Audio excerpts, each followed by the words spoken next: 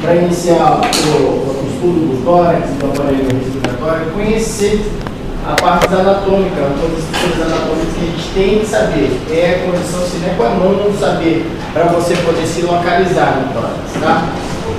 Entre eles nós temos que ver as linhas, as regiões do tórax, tá? Temos que ver também as partes anatômicas que vão ser referência para que a gente consiga partir daí para procurar os espaços intercostais, as costelas, tudo isso e muito mais, tá? Para saber os pontos de ausculta, os focos de ausculta, tá? Lembrando que durante o exame físico do tórax nós vamos também usar a inspeção, a palpação, a percussão e a ausculta, tá? Então, sempre vamos começar com a inspeção. A nossa inspeção vai ser dividida também em inspeção estática e inspeção dinâmica. A estática, como já diz o nome, é tudo que está parado, ou seja, tudo que você vai olhar sem estar em movimento. Vai olhar o tórax e vai ver o tórax ele paradinho e vai ver o tipo de tórax, tá? Se tem cicatrizes, se ele tem abaulamentos, se ele tem circulação colateral, se ele tem retrações, tumores, tá? Cadê ela? Não é? E depois a gente passa para o próprio tipo da inspeção dinâmica, onde a gente vai ver o ritmo, o tipo de respiração, se a respiração é normal, vamos ver a amplitude respiratória, vamos ver o batimento de asas de nariz, vamos ver a retração expiratória, vamos ver a tiragem, vamos ver de que se trata a tiragem, vamos ver os movimentos paradoxais do tórax, tá? Depois passando para a palpação, nós temos que ver a amplitude e a expansibilidade, onde a gente vai ver as manobras de Rualt, manobra de Laseg. Vamos ver também conhecer o espaço interescapulovertebral. Vamos ver os frêmicos, em especial o tórax vocal. Também vamos falar do frêmico brônquico, do frêmico pleural, tá? Vamos ver também a elasticidade do tórax, fazer a semiotécnica, a sensibilidade e ver o enfisema subcutâneo. Tudo bem? Na parte da percussão, é imprescindível que vocês saibam percutir. Eu sei que temos aqui muitas mulheres muito bonitas aqui, de unhas bem feitas, longas, compridas, mas seria importante no começo que vocês estão passando na semiologia, nesse tempo onde vocês têm que aprender direitinho a fazer a percussão, que vocês venham com a unha curta, especialmente na parte da habilidade, na parte da prática. Somente até aprender. Depois que vocês aprenderam e tudo, sabe, dominam bem essa arte, pode deixar a unha crescer de novo, mas é porque senão assim vocês não vão conseguir tirar um bom som, tá, pessoal? O som que vocês vai sair um som ruim, um som abafado.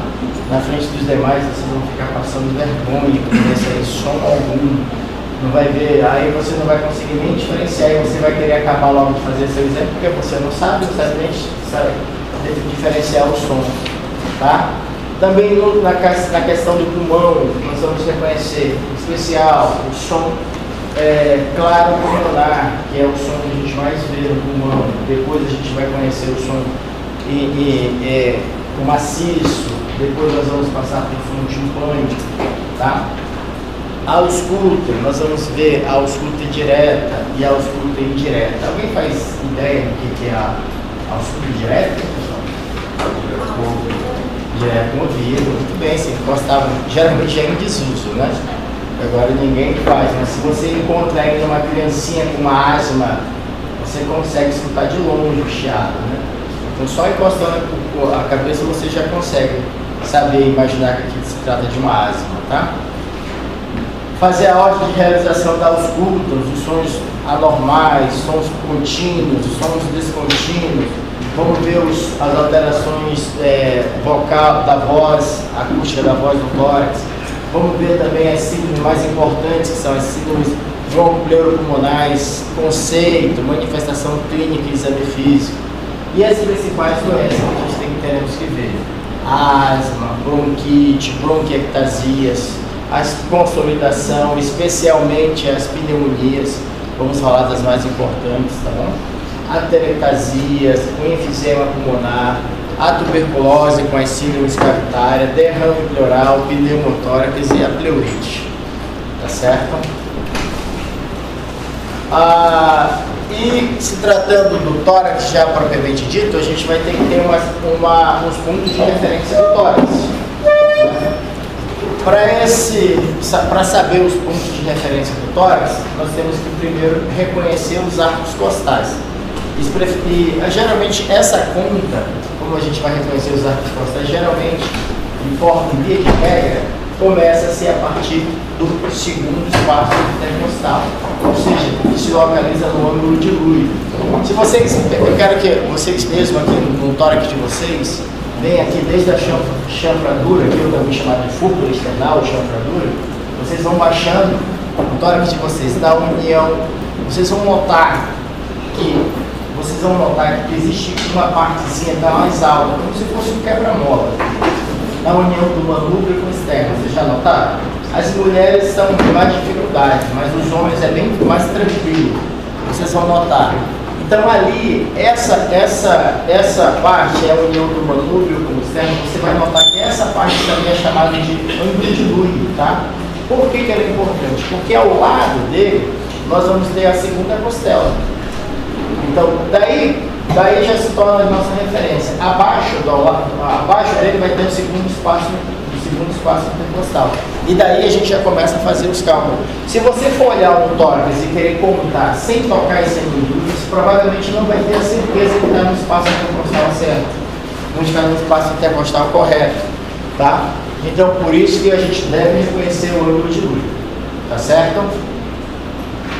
E o ângulo de Louis, ele tem também, esse ângulo, ele coincide com vários órgãos internos. Ele vai estar ali, a nível dele vai estar a carina, que é a bifurcação da traqueia, onde vai se bifurcar nos broncofontes direita e esquerda, tá bom? Atrás dele também vai estar também, geralmente, o arco aórtico, ele passa ali também, então para que você tenha essa referência. E ele coincide ainda com a quarta vértebra torácica, tá? Essa é a referência do ângulo de Louis, você olhando os órgãos que estão atrás dele, tá bom? Por isso ele é muito importante, por isso que todos vocês devem conhecer.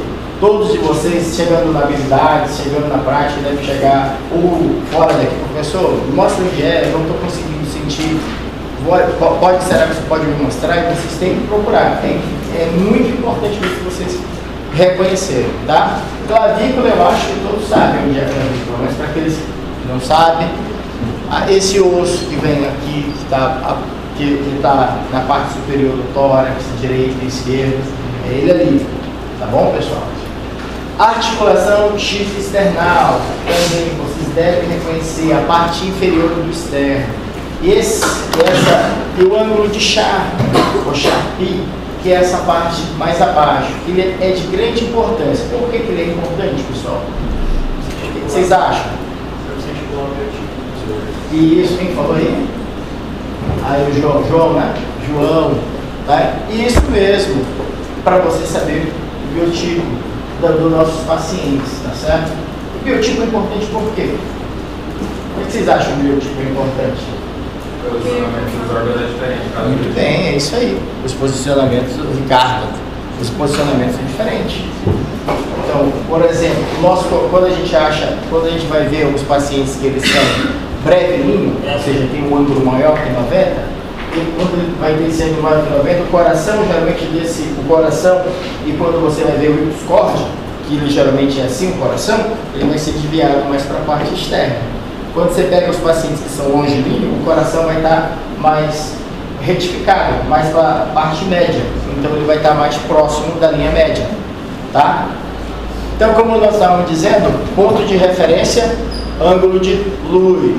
Geralmente vai ser ela é a junção do manúbrio com o corpo do externo.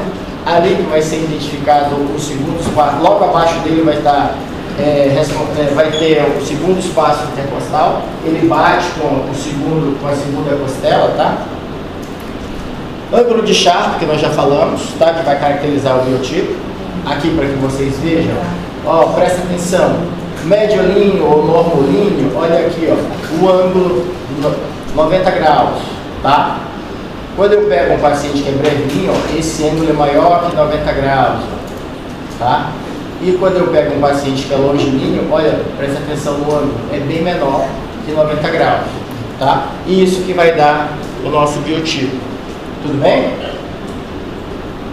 Algumas imagens para que vocês vejam as estruturas do tórax.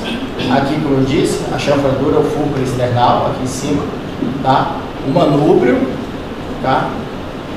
O corpo do externo e a apófise tifoide, tá certo? Ó, aqui, ó, o ângulo de Sharp, tá? Ó, o segundo espaço aqui, ó. Veja aqui, preste atenção, ó, que a união do manúbrio com o corpo do externo, ó, coincide com a segunda costela, ó. Logo abaixo, o segundo espaço, tá certo? Aqui outras imagens para que vocês vejam a relação, tá certo? Ó, o ângulo external, o ângulo de Louis aqui, ó, coincidindo com a segunda costela, mais uma vez. Manúbrio, corpo do externo, apófise tifoide. As costelas, quantas costelas são, pessoal? 12. Aí essas 12 se dividem como? Quantas são verdadeiras? 7. Quantas falsas? 3. E 2 flutuantes. Perfeito, muito bem. Tá? Aqui até a 7ª verdadeira, as 3 falsas e as flutuantes, pelo jeito elas estão mais atrás, não dá pra ver, mas acho que aqui a gente vai conseguir ver. Aqui, ó, as 7 verdadeiras, as 3 falsas e as 2, aqui só mostra uma, e as 2 flutuantes, tá bom? Essa aqui mostra melhor as costelas e as flutuantes atrás. Tudo bem? E lembrando, ó, pessoal, que esse ângulo, como eu mostrei para vocês, o ângulo external, ele vai coincidir com a 4ª vértebra torácica, tá? Ele vai coincidir com a bifurcação da traqueia, aquele primeiro cartílago que se chama carina. Ele vai se encontrar aqui, o arco aórtico vai passar geralmente aí atrás, tá? Na parte posterior, o que nós temos que ver, reconhecer na parte posterior do tórax? Em especial C7, pessoal. Nós temos que ver, sentir o que é a C7. A C7 vocês vão flexionar aqui a cabeça, encostar o queixo no peito, e vocês vão passar a mão na coluna de vocês e vão ver a vértebra mais proeminente. Quando você chegar nessa vértebra, ali é C7, tá? Ali vai ser o C7. Então, debaixo da C7 já começa a primeira torácica, tá? Isso que é onde começa já a parte do tórax, tá? Então, eu não sei onde que é, eu estou em dúvida. Só encostar a cabeça no peito, vocês vão passar a mão na vértebra mais proeminente, ali é C7. Ali termina a cervical e começa a torácica. Vocês lembram quantas cervicais são? 7. Quantas torácicas são? 12. Quantas lombares são? E quantas sacras? Pronto. Então, sabe demais. Lembrar também que eu tenho que reconhecer a escápula, a parte superior da escápula, que eu tenho que reconhecer, e a parte inferior da escápula, tá? Por que eu tenho que reconhecer? Sabe? Porque vai ser aonde vai ser a divisão. Por as linhas, irão passar as linhas, e é ali que vai ter as nossas divisões por regiões, tá certo? Aqui para mostrar um esquema para vocês, mostrando aonde está a disposição dos lóbulos pulmonares, tá? Lembrando que o direito dividido em 3 lóbulos, superior, médio e inferior, enquanto que o esquerdo em 2, tá? Superior e inferior. Tá certo? Essa aqui tinha que estar mais lá atrás, mas ela veio aqui. Isso é só para ilustrar para vocês os nossos focos de ausculta, aonde é que a gente vai ter que fazer. Onde vai ter que fazer a ausculta. Sempre comparando um lado com o outro, tá? Vai ser sempre comparatório. Geralmente vou fazer em todos os focos? Não, mas é importante que eu sempre veja região por região, especialmente nos pacientes que eles tenham clínica, tá? Que ele tem sintomatologia, a ausculta tem que ser feita desse jeito. Aqui outra ilustração mostrando para vocês onde são os focos de giroscópio. Tá? As linhas do tórax, essas linhas vocês precisam saber e reconhecer. Vocês precisam. E são linhas que o próprio nome já usa as relações anatômicas. Por exemplo, a primeira, bem no meio do tórax, chamado o quê? O nome já diz, médio external. Tá certo? Tenho que reconhecer na parte anterior do tórax, são as duas linhas que eu tenho que reconhecer. A que passa bem no meio da clavícula, que é o nome é? Olha aí, ó, sabe? Tá? E a que passa na parte anterior da axila? Axilar anterior. Tá? Então, vejo na vista anterior 3 linhas. Porém, eu posso dividir isso em mais linhas. Tá? Para fazer as regiões, eu vou passar uma paraesternal ou external direita e external esquerda. Ou paraesternal direita ou paraesternal esquerda. Vocês vão ver elas com mais nomes, tá? Na vista lateral, 3 linhas. A linha axilar anterior, tá? Linha axilar média e linha axilar posterior. Tá certo? Aqui, novamente, para que vocês vejam a linha, a nível da sexta artéria ou sexta costela vai ser a divisão dessa região. Depois a gente vai falar mais adiante. Tá certo? Na parte posterior, as linhas verticais, eu tenho essa linha, que é a linha vertebral também, tá? Linha vertebral e a linha escapular, tá? Aqui, ó, pessoal, quando eu vou começar a falar das linhas no plano horizontal, eu tenho que dividir elas, fazer 3 linhas. A primeira linha passa na região clavicular, tá, pessoal? Na região da clavícula. A segunda linha vai passar a nível da terceira artéria ou terceira costela, tá? E a terceira linha vai passar a nível da sexta artéria condo-external. Tudo bem? Delimitando meu tórax em regiões. Para começar a dividir por regiões, é importante que eu faça mais 2 linhas, que são a linha paraesternal direita e a paraesternal esquerda, tá? A mesma coisa aqui, aqui eu tenho a linha escapular e a linha vertebral. Aqui, ó, pessoal, tenho mais linhas que eu vou colocar na região posterior. As linhas horizontais já aumentam. Eu tenho uma linha que eu vou colocar aqui, a linha escapular na parte superior da escápula. Eu tenho uma linha que eu vou passar abaixo da escápula, que vai ser a linha escápula inferior. Tá? E eu tenho uma linha que vai passar aqui, ó, que ela não está nesse slide, mas ela vai passar bem aqui, ó, que é a linha espial, que vai passar na espinha da escápula. Tá? Essa aqui é uma ilustração para que vocês vejam. Essa aqui está muito feia, essa ilustração aqui que eu coloquei. Mas olha só, a linha clavicular aqui, ó, tá? A linha clavicular, essa aqui, essa fúrcula era mais aqui em cima, ó, só que para ilustrar tive que fazer ela mais embaixo, tá? E vocês vão ver a parte das regiões. As regiões, então, as regiões da parede, na parte anterior, nós temos regiões que vão se localizar na parte anterior, na parte lateral e na parte posterior. É importante que vocês decorem essas regiões, aprendam essas regiões, tá? Na parte anterior, nós vamos ver a região supra e infraclaviculares, a região mamária e a região inframamária, a região external, que vai ser supraesternal, external inferior e external superior. Na região axilar, eu vou delimitar a região axilar e infraaxilar. E nas regiões posteriores, eu vou ver as regiões escapulares, supraescapulares, infraescapulares e interescapulovertebral. Aqui então, ó, pessoal, então, o que eu disse a vocês, ó, presta atenção nas linhas. A primeira linha que eu vou passar, pessoal, a primeira linha que eu vou passar essa linha acima da clavícula aqui, ó, como vocês podem ver, ó, isso no plano horizontal, tá certo?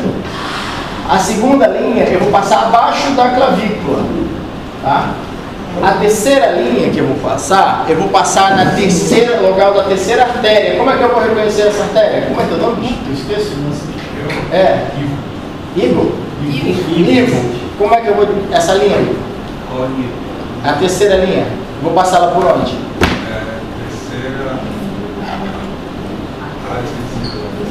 Terceiro o quê? Artéria côndilo external. E a última linha eu vou passar ela onde? Sexta artéria côndilo external. Então aí eu faço as minhas linhas para eu determinar meu tórax e região. Tudo bem até aí, pessoal, na horizontal? Então a primeira eu vou passar onde? A primeira lá em cima vai ser onde? Essa daqui, qual é? Não é a linha acima da clavícula, tá? Que eu vou fazer uma região. Essa outra aqui embaixo é o quê? A terceira fica onde? Terceira artéria côndilo external e a outra linha? Pessoal, aí eu vou dividir por... Aí eu divido por região. Então, essa daqui, a primeira aqui, ó, vocês estão vendo bem aqui, ó. Aqui, ó, é o quê? Supra. Maravilha. E essa daqui é o quê? Clavicular. Essa outra? Infraclavicular. Clavicular. Essa quarta? Mamária.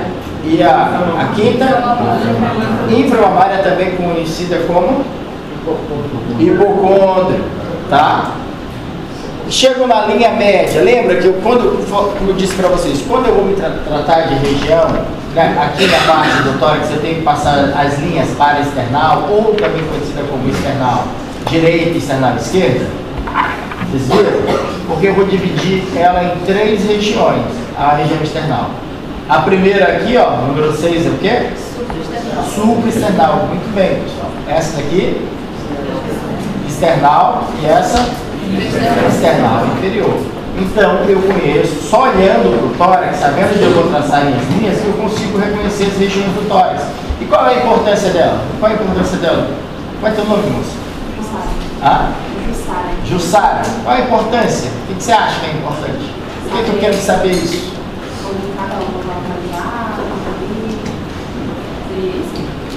Também, mas melhor que isso. Para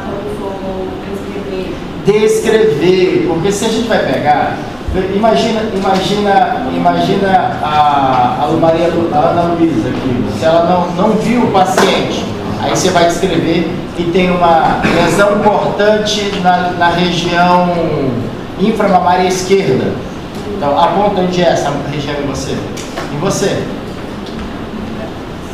Inframamária esquerda. Você vai saber onde fica, não é? Então você já vai imaginar, só lendo você consegue fazer aonde é essa lesão. Fica melhor você falar assim, tem uma lesão no peito, né? Não, você tem que se colocar, você já sabe dizer pelo menos de um lado ou outro qual é a região. Então fica bem mais fácil para você sistematizar, anotar e reconhecer o local aonde vai estar as lesões, abaulamentos, cicatrizes, etc. Então aí na região lateral, eu vou dividir em 2 regiões. Quais são as regiões que eu falei para vocês? Lembra? Axilar e axilar inferior. Não foi? Essa linha também vai passar por onde? Essa linha?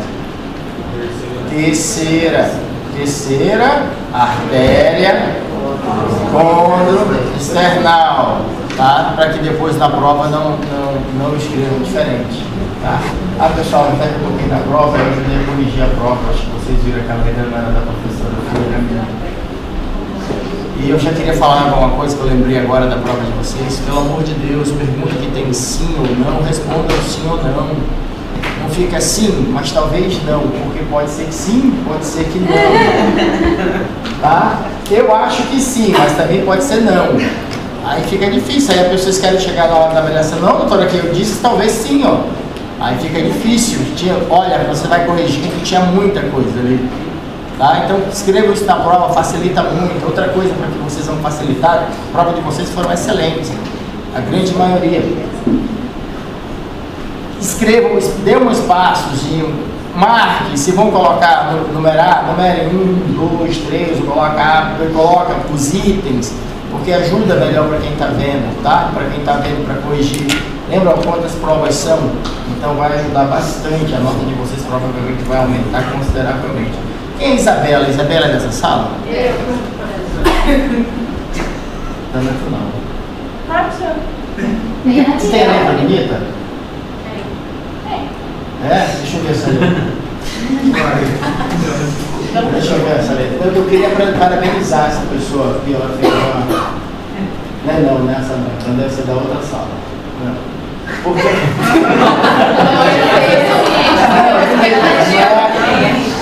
É que ela fez uma prova tão bacana de você corrigir, que ela colocou assim, sabe, o item bem claro, bem coisa, mostrando certinho, não deixou embolado. Você está vendo quando a pessoa está fazendo a prova, tem que deixar bem claro para quem está avaliando para fazer as coisas certinho, tá certo? Porque se embolua todo, fica difícil.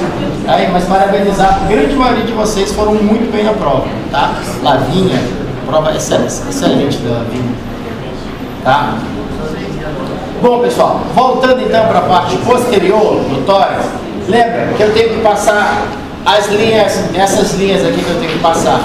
Lembra, eu tenho que passar primeiro para determinar em região, pessoal.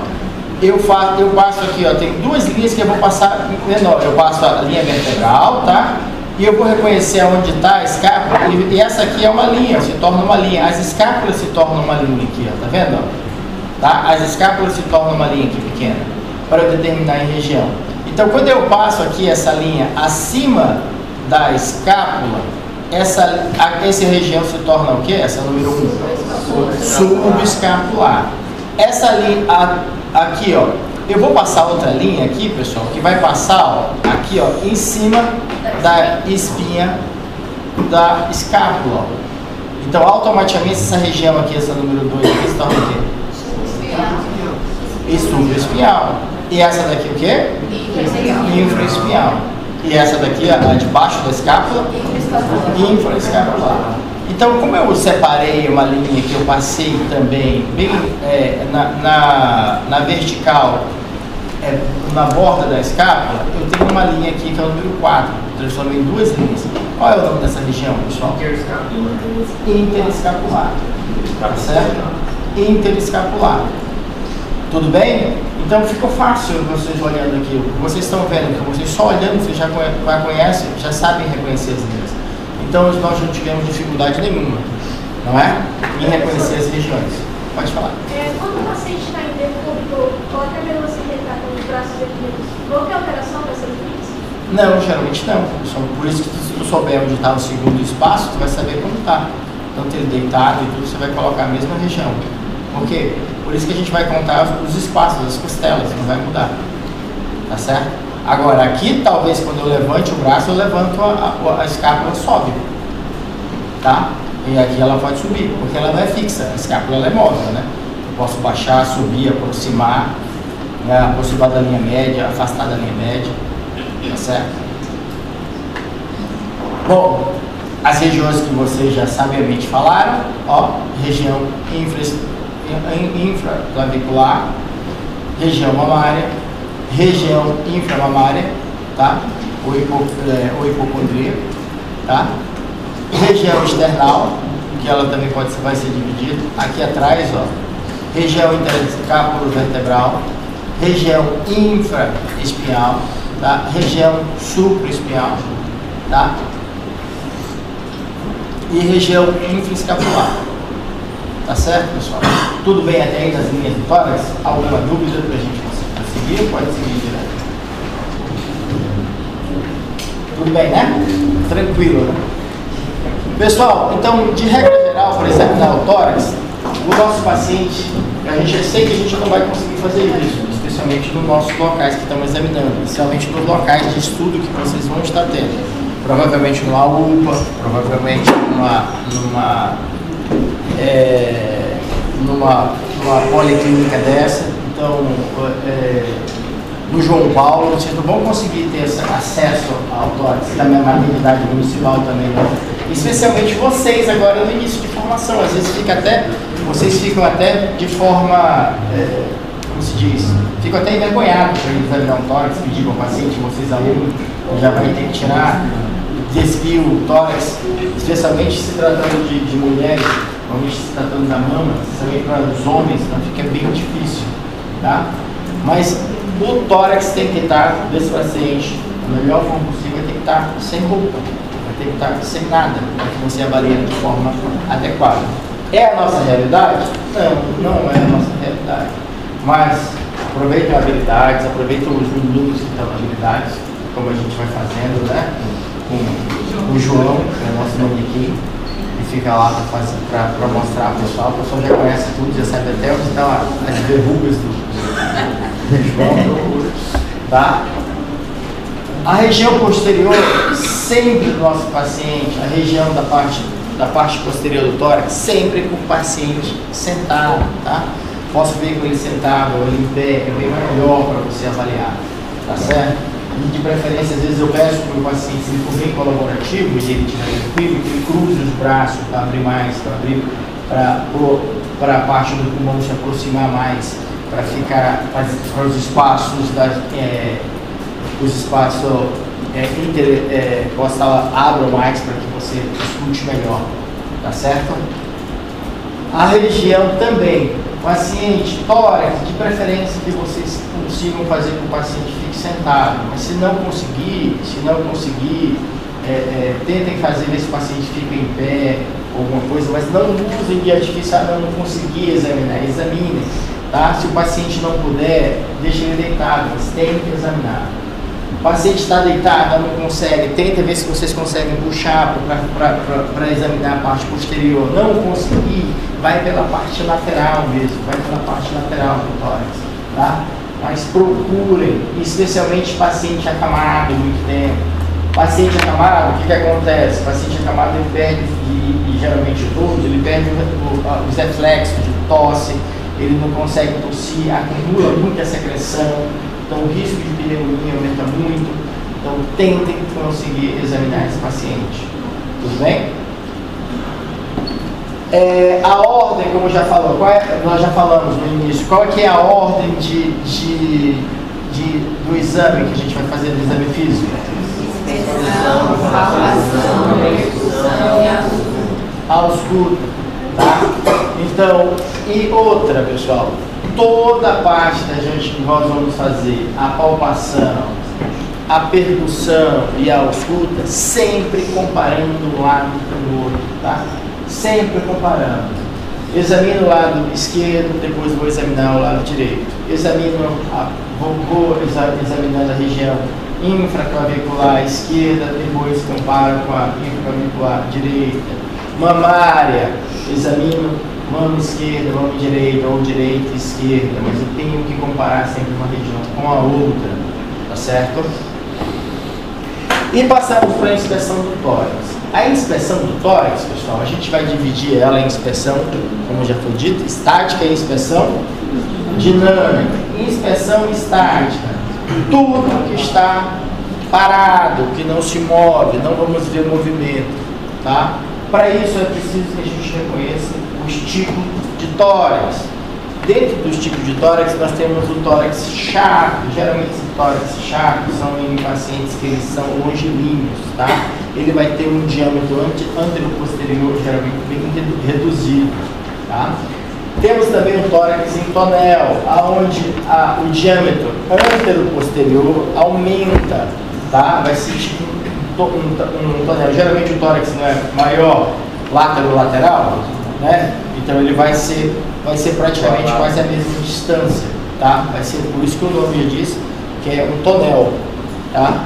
Depois nós temos o tórax de sapateiro ou infundiliforme, ou também pectoris excavator, tá? Que ele vai ter uma depressão. A gente vai ver isso aqui mais à frente, tá? Depois também temos o tórax em sino ou piriforme. Alguém sabe mais ou menos? A gente vai passar dele, mas alguém sabe qual é esse tórax? Na parte de baixo do tórax é bem mais largo do que cima. Mas se dá em quê, geralmente? Negativas. E aí, mais alguém?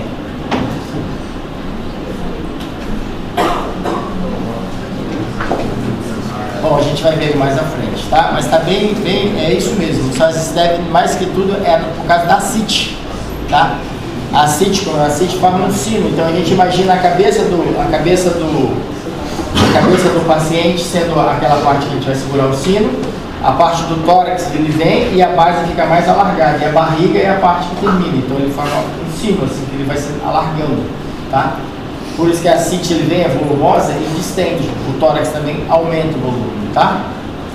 Depois nós temos o tórax em quilha, também chamado cariniforme ou peito de pombo, tá?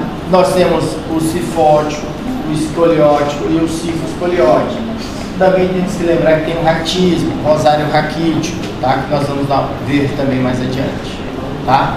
O tórax chato, pessoal, o plano. A parede anterior, como já disse, perde a sua convexidade normal, ela é reduzida o diâmetro anterior-posterior. A inclinação anterior das costelas aumenta e os espaços intercostais ele acaba sendo reduzido, tá? Clavícula nesses pacientes ficam mais nítidas, ficam mais salientes e as fossas infraclaviculares ficam mais profundas, tá? Fica mais, você olha, você vê ela mais deprimida, tá? Musculatura geralmente, como eu já disse, são pacientes longilíneos, são pouco desenvolvidas. Razão pela qual as escápulas elas estão mais baixas, afastando geralmente do tórax, tá? Por isso ele também é considerado chamado de tórax alado, por causa que as escápulas são mais baixas, tá? De novo, comum em paciente longilíneo, tá? Então aqui a gente dá uma olhada aqui, ó, o tórax, olha, veja que o diâmetro reduziu, tá? Ó. Ele tem uma redução do volume, ó, no anterior posterior é reduzido, tá? Olha aqui que, só olhando na parte posterior, a gente vê que as escápulas são mais baixas, ó. Mais baixas, formando como se fossem asas, ó. Tá certo? Tórax intonero, globoso, tem um aumento exagerado do diâmetro anterior-posterior. Existe uma horizontalização dos arcos costais. Existe um abalamento da coluna dorsal. A causa mais comum por esse tipo de tórax é o enfisema pulmonar. Geralmente a gente vai ver isso em pacientes idosos, geralmente esse tipo de tórax. Eu acho que todo mundo já viu esse tórax, né? Vocês já conseguiram ver? Principalmente pacientes que é tabagista, você não consegue ver demais esse tórax, tá? Tórax infundibiliforme, ou tórax de sapateiro, pectus escavato. Existe uma depressão na parte inferior do externo, geralmente é de origem congênita. Na radiografia aparece o contorno do átrio direito borrado, sugerindo erroneamente o comprometimento do lóbulo médio. Tá? Pode surgir ao nascimento, geralmente surge no nascimento e fica mais evidente durante a adolescência. Tá? Olha aqui, então você já começa a ver, e conforme vai se desenvolvendo o tórax, ele vai ficando cada vez maior, tá? E a gente diz que ele é tórax de sapateiro, porque antigamente o pessoal pensava que quando os engraxates, que ficavam geralmente na parte de movimento mais baixa, quando eles engraxavam, pegavam o sapato, ó, e peça aqui do sapato, né? Eles encostavam aqui, ó, para poder dar luz, para ilustrar. Por isso que ficava tórax de sapateiro, tá? Tá certo? Tórax cariniforme, ou pectus carinatum, tá? O externo geralmente é proeminente aqui, ó. Você vai ver, tá? Geralmente as costelas também são horizontalizadas, tá? Também é chamado de tórax de pombo por causa dessa lesão, dessa imagem também. Chamado o que mais? Quais são outras coisas que chama? O quê? Quilha, tá?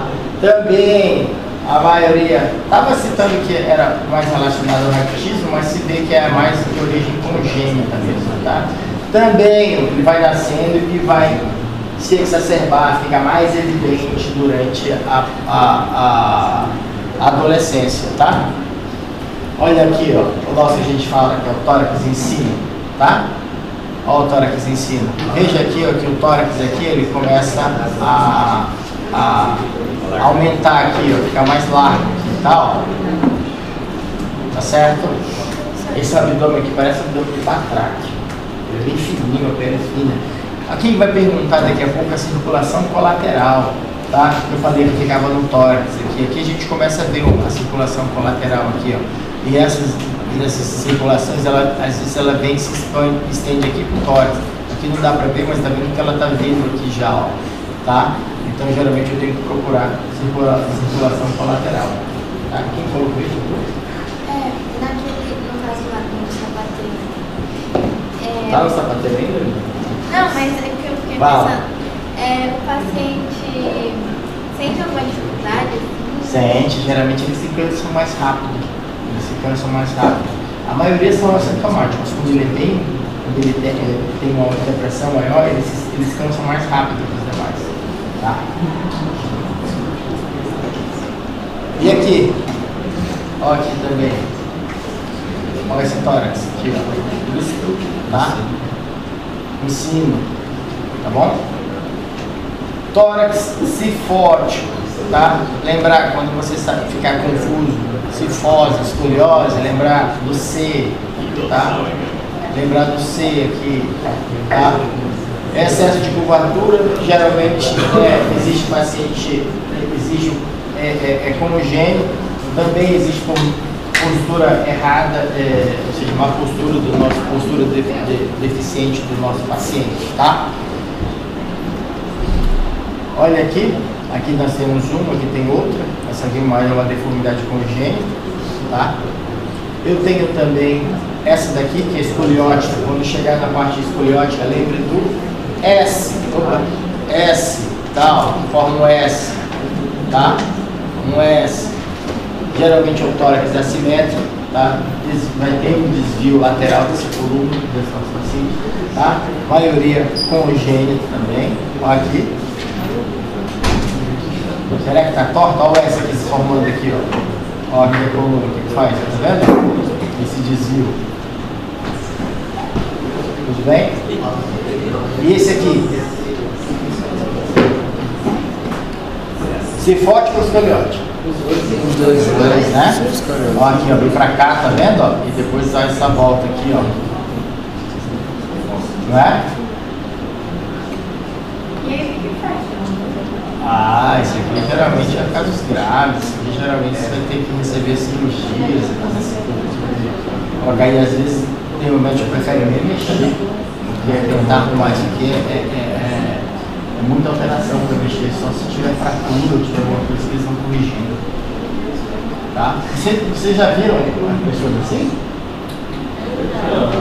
Pessoalmente não. Nunca viram?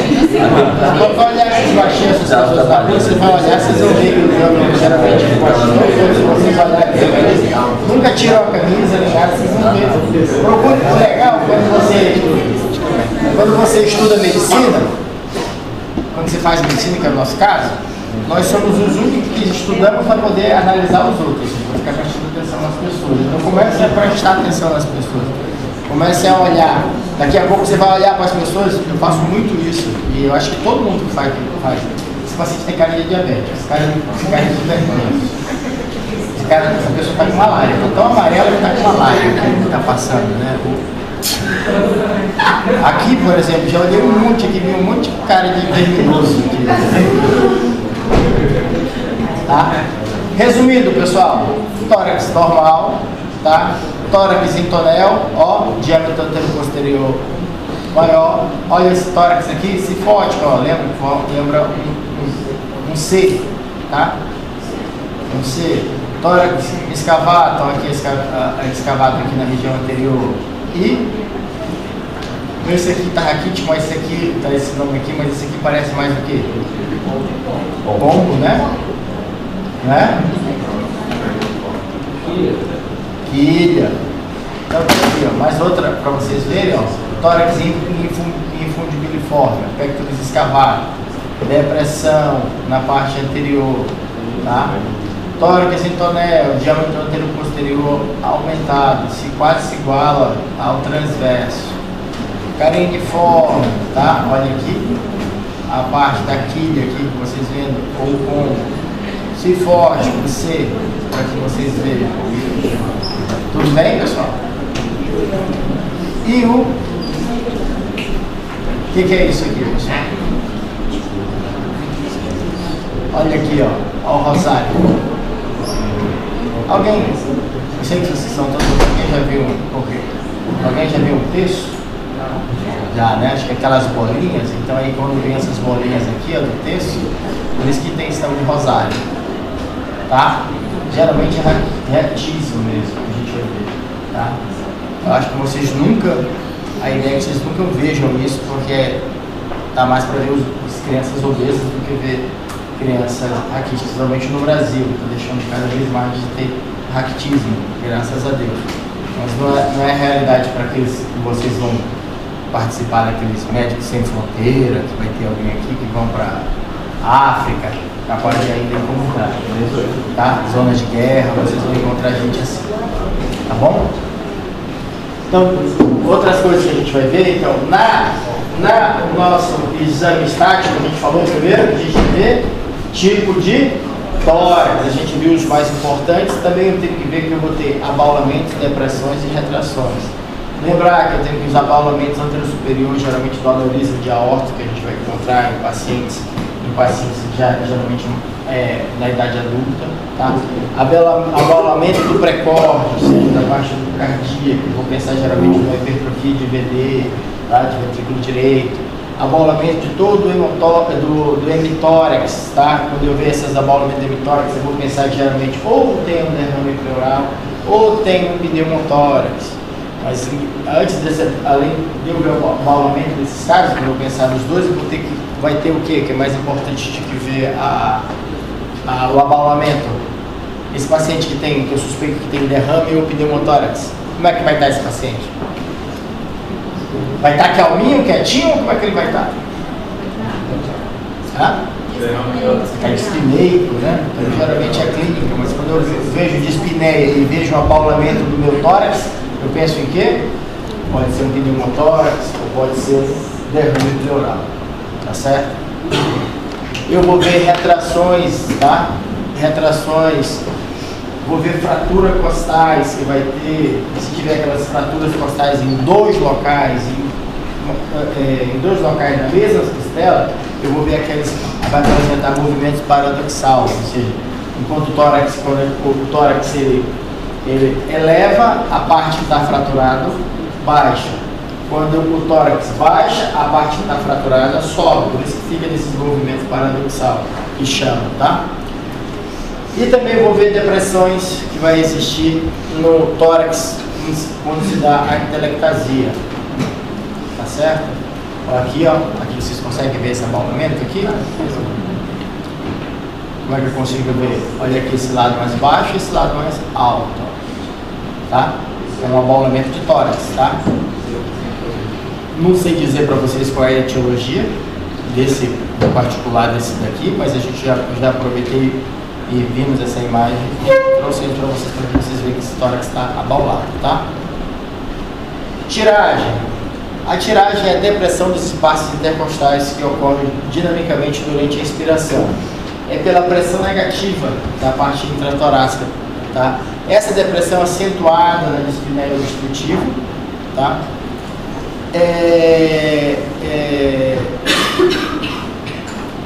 Às vezes quando você vai olhar, pessoal, essa tiragem, ela não vai estar só nas regiões dos espaços entre uma costela e a outra.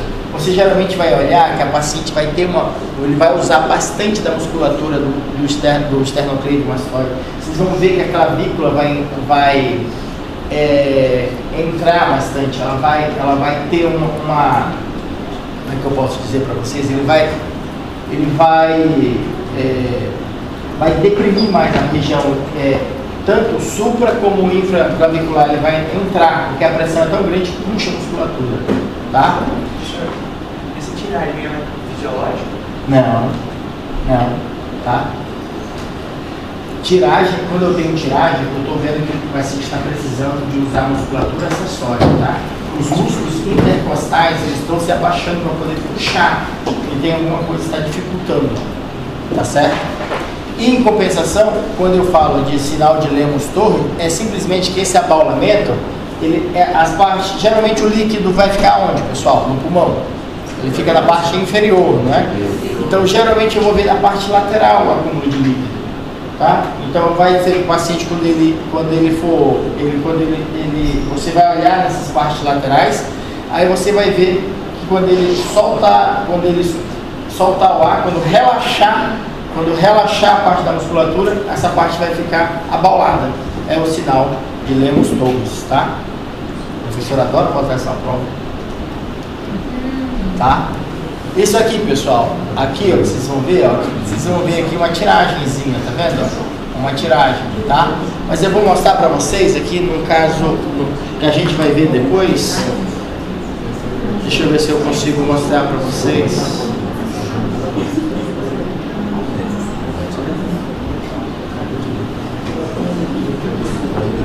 Alguém pode ligar essa luz aí para mim rapidinho, pra gente ver?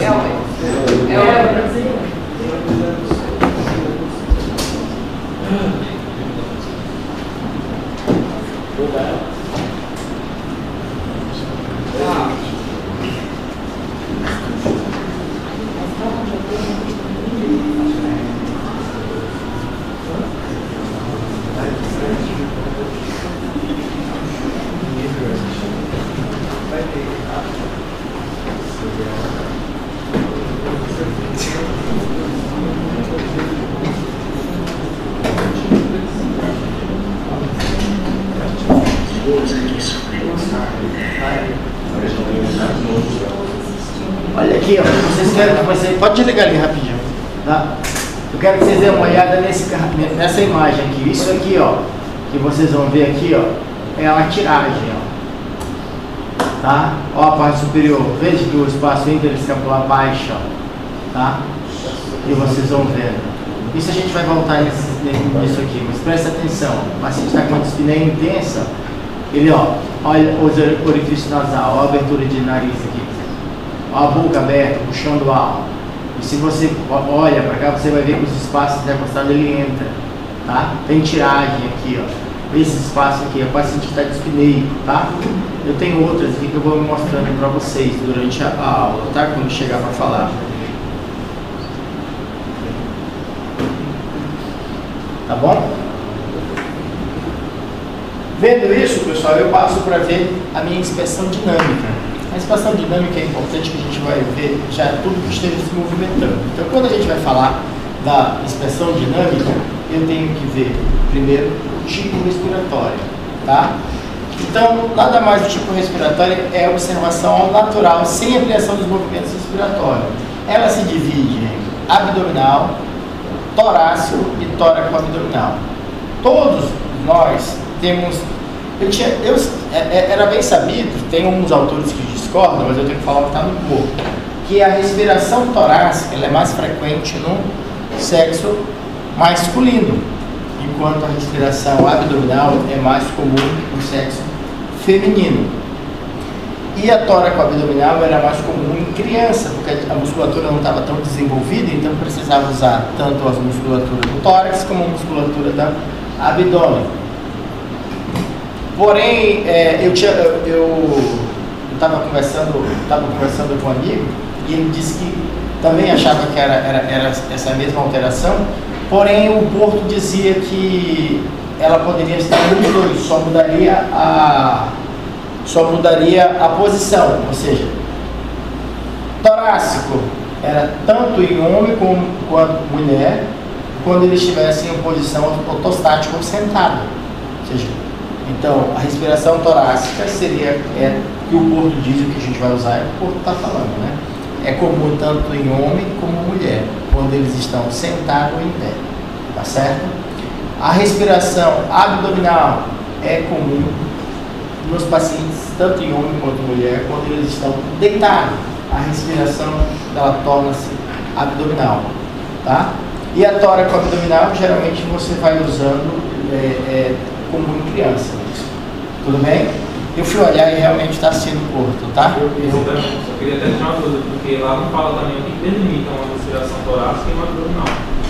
Mas aí que você vai colocar quando você vai ver, ó, quando você vai ver a respiração torácica, você vai ver que durante a inspiração, a parte que vai se movimentar é mais a parte torácica. Quando você está examinando o seu paciente, você vai examinar o paciente, quando ele vai começar a mexer, você não vê movimentos do abdômen. Você geralmente vê que o tórax vai expandir. Você está olhando o paciente, você vai ver quando ele vai colocar ar, o tórax se amplia e o abdômen se mexe nada. Agora, quando você deita, você vai ver que o tórax não se expande nada, e sim o abdômen que começa a subir e descer, entendeu? Por isso que se diz que a respiração é abdominal e a musculatura, a respiração é torácica. Não, porque assim, o conceito que a gente tem até da fisiologia e da anatomia, que a respiração é o uso da musculatura. Por exemplo, só que quando eu falo que a respiração é a torácica, eu vou usar mais a musculatura tórax, tá? Escalenos, intercostal, a musculatura intercostal vão fazer parte, tá? Diafragma vai fazer parte, mas só que como nós estamos sentados, não vai usar pouco a musculatura abdominal. Enquanto eu estou com o paciente deitado, vou usar a musculatura abdominal, que vai fazer que ela não... Geralmente o diafragma, quando eu inspiro, aqui ó, quando eu tenho uma inspiração, o que acontece com o diafragma? Se contrai, né? Se ele se contrai, ele baixa, né? Enquanto isso, os músculos intercostais, o que ele faz? Ele puxa as costelas para poder entrar. Quando eu venho para a expiração, ela geralmente existe o que na expiração? Relaxamento de tudo. O diafragma relaxa, sobe e as costelas baixam, descem de novo. Então, quando eu estou com o paciente sentado, quando eu falo da respiração torácica, esse tórax simplesmente quem faz mais força, quem faz mais movimento é o tórax. E o abdômen fica passivo. Quando eu deito, quem faz mais força, quem faz mais função, como o tórax está deitado e ele está geralmente ele vai estar numa posição onde ele não consegue se expandir muito, porque eu estou deitado, tem algo que está imobilizando, quem faz mais força é o diafragma, puxando, tá? Os músculos abdominais começam a puxar, por isso que fala que a respiração é abdominal, tá? Mas é isso que diz. A musculatura abdominal é a que faz. Então, quando eu olho para o abdômen, o tórax, quem vai se movimentar nessa respiração é o abdômen. Por isso que a respiração se chama abdominal. É ela que vai estar se movendo. Tá? Se eu olho para o meu paciente está deitado, isso faça vocês mesmos em casa. Deite, fiquem em pé, vejam que vocês vão respirar, o abdômen nem vai se mexer, vai ficar parado. Agora, deite, para você ver que vocês veem que a barriga começa. Eu tenho até um vídeo, não sei se eu vou achar aqui, da respiração paradoxal, aonde que você vai ver que o abdômen e o tórax ficam fazendo movimento tanto um quanto o outro ao mesmo tempo, tá? Que é essa respiração paradoxal, tá certo?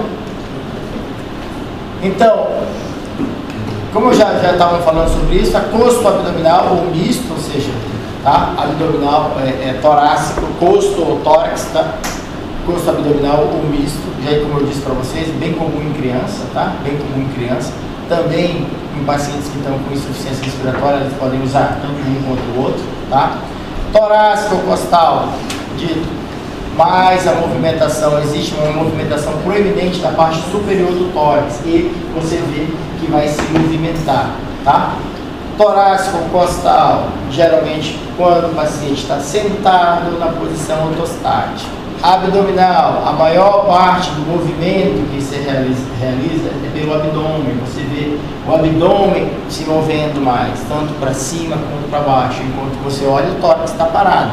Por quê? Porque ali quem vai ser o responsável vai ser totalmente o diafragma, que vai continuar se movendo, e não os músculos torácicos. Então ele fica parando, tanto o diafragma fica mexendo de um lado para o outro e a barriga subindo e descendo. Tá certo? E o ritmo respiratório, então, eu já tenho, primeiro, tipos de respiração e depois eu venho o ritmo respiratório. Esses são os principais ritmos respiratórios. Normal, suspirose, Cheyne-Stokes, Biot, tá? Kussmaul, uma superficial e uma agônica, tá? Agônica. Essa daqui, que respiração é essa aqui, pessoal? Tá bem grande aqui, né? Cheyne-Stokes. Como é que é o nome, minha filha? Desculpa, não era no teu olho não, era na tua testa. Mentira. Como é que tu vai fazer essa respiração? Vai tomar um... Não, sem olhar. Olha pra cá, eu quero que tu respire bem alto, para todo mundo ver. Vem aqui, fica bem aí na frente. Vai, fica aqui em pé, bem aqui. Vai lá, olhando pra cá. Eu acho que começa. Vai começar, vai lá. Aí para. Aí Pra mim Quem faz melhor? Levanta aí tudo. Levanta aí, vamos lá, você sabe aprender. Olha pra lá. Olha pra lá, começa daqui, ó. Aí tu vai fazendo.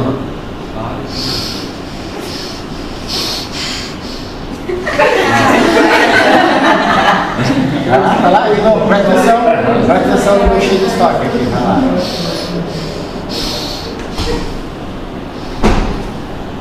Tá quase. Vai lá, meu filho. Vai lá. Eu acho que vai passar só. Pra mim é que nem a cara falou. Mas vai lá fazendo. Eu não consigo. Alguém consegue? Ricardo? Vem cá, Ricardo. Ali, faz aí, você. Ricardo, vai cair. Além de sair, ainda faz essa bagunça toda, né, meu filho? João aqui, ó, consegue. Vai lá, Ricardo, mostra pra eles aí. Mostra, Ricardo, você já fez. Vai lá. Faz teu nome, Ricardo. Everton. Sabe? Vai, Everton, faz aí. Vai lá, meu filho, vai fazer. Aqui, como é teu nome? Vinícius. Vinícius, faz aí, Vinícius, levanta pra fazer. Aí, mostra aí, Vinícius. Laranja é bom, vamos fazer, vai. Aí para. Não.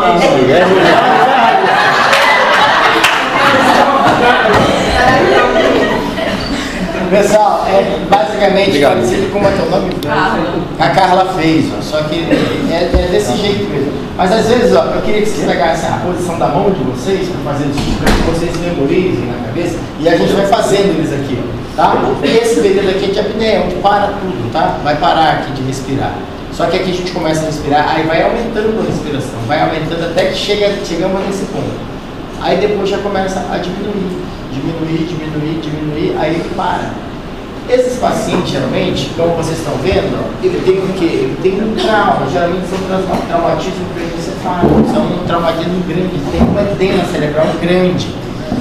E esse cérebro, esse trauma afetou os núcleos da respiração. O núcleo da respiração fica onde, pessoal? Qual parte? O bulbo. Então, geralmente são traumatismos de base de crânio. Então, a gente vai ter. Então, são bastante esses traumatismos que a gente vai ter. Então, o que vai dar o start para que o paciente como ele tem alteração desse núcleo, não funciona adequadamente, ele vai precisar de algum estímulo para que ele comece, para ele continue, para que faça esse paciente respirar. E esse estresse vai ser o acúmulo de CO2 que se dá aqui, ó, na apneia, ó. E como ele para de respirar, o que acontece com a gente quando para? Passa de haver troca. O oxigênio se acumula no nosso corpo. O oxigênio se acumulando em grande quantidade faz com que ele dispare esse cérebro. Então ele dispara e o núcleo e começa a respiração funcionar para tentar colocar esse CO2 que se acumulou para fora, tá? Aí quando ele fica bem oxigenado, ele já desliga de novo e começa a acumular. Então fica esse ciclo vicioso. Retém CO2, ele tem que soltar o CO2, depois ele retém CO2 de novo, depois ele tem que botar esse CO2 para fora. Então vamos aqui para a gente acompanhar, para que vocês entendam e nunca mais esqueçam. Então quando se falar de cheio de estoque, lembrando, traumatismo, geralmente traumatismo cranioencefálico, então vamos fazer todo mundo junto, que eu vou passar essa vergonha com vocês, todo mundo junto, tá? Então, ó, quando eu começo aqui, ó, eu vou colocar essa minha mão vai estar junto com a respiração, tá? Então eu vou começar, ó.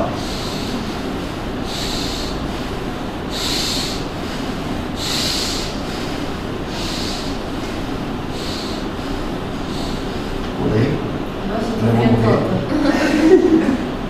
Tem que respirar. Volta de novo.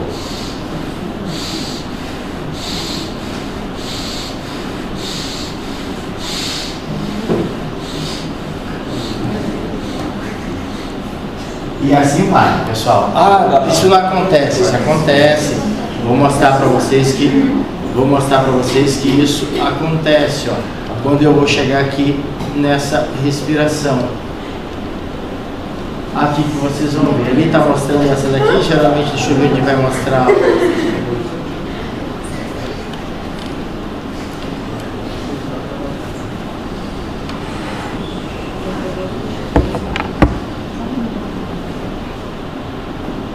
Aqui, vocês, essa aqui tá pequeno esse.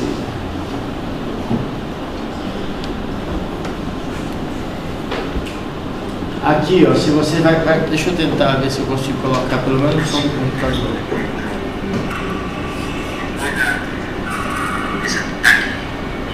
Olha aí, ó, aí ele vai indo, vai aumentando.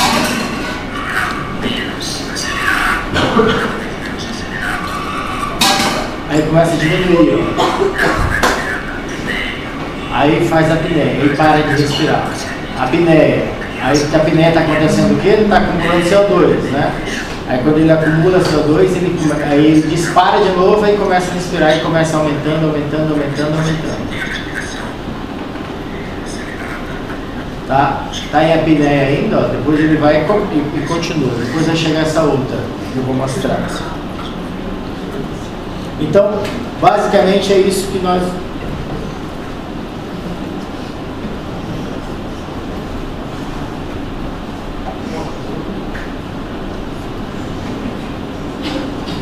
Tá certo, pessoal?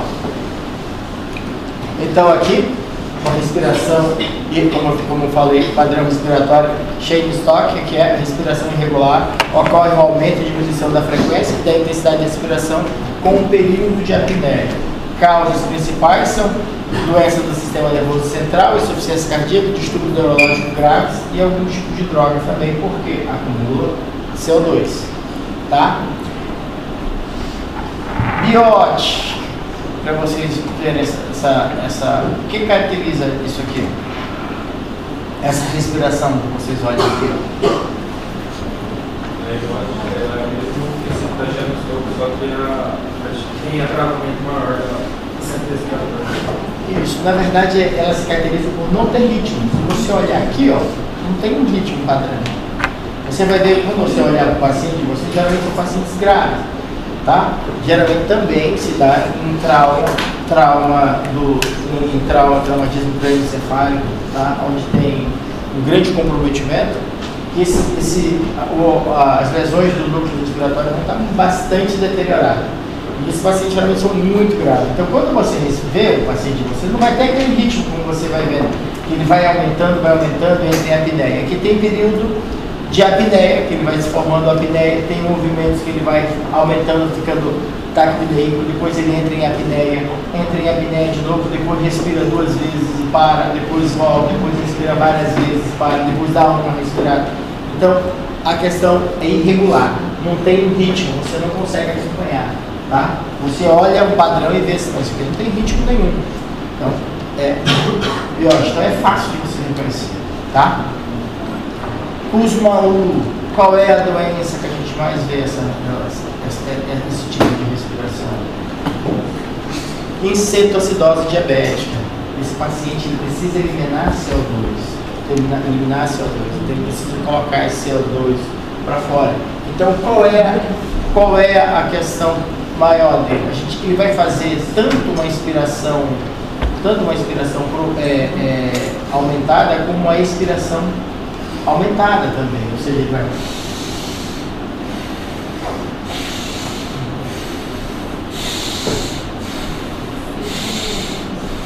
Não vai ser cansado. Não vê quando tem a respiração que você está cansado, quando você corre, você fica... Mas é curto, entendeu? Na Kussmaul é profunda, tanto a inspiração é profunda como a expiração também é profunda, entendeu?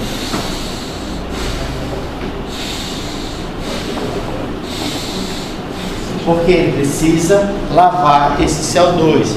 Então, se eu olho aqui, esse meu paciente, ele vai ficar como, né? Se a gente conseguir dar uma olhadinha aqui nesse...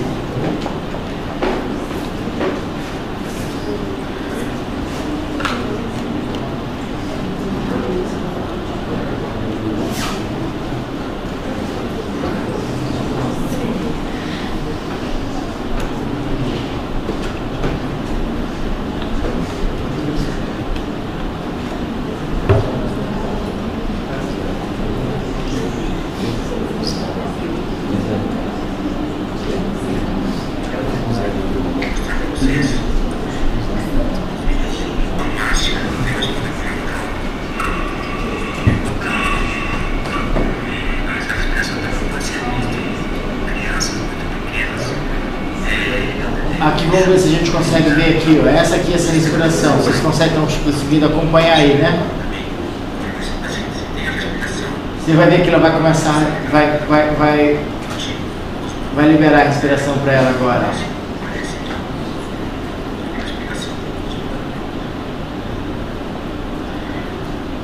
Aí, ó, começou. Prestaram atenção, pessoal? É a inspiração profunda. E essa daqui, ó, é a apneus, ou seja, essa primeira aqui que vocês vão mostrando aqui. Essa daqui é agônica também. Essa daqui, ó, o paciente geralmente vai morrer. Aqui você tem, geralmente esse paciente aqui, ó, ele tem um câncer, alguma coisa, um câncer de laringe, geralmente. Eu tenho essa aula que eu já falei para os meninos da habilidade, eu tenho essa aula já há uns 4 anos aqui. Supostamente esse rapaz, esse senhor aqui já faleceu, tanto que eu estou aqui, né, que vocês vão ver, mas porque essa daqui geralmente, esse paciente aqui está com uma insuficiência respiratória grave. Isso aqui que vocês vão escutar, vocês vão ouvir mais. Isso aqui é um estridor que vocês vão escutando. Geralmente o estridor você não precisa de estetoscópio para você ouvir. Então faz esse som aqui, ó.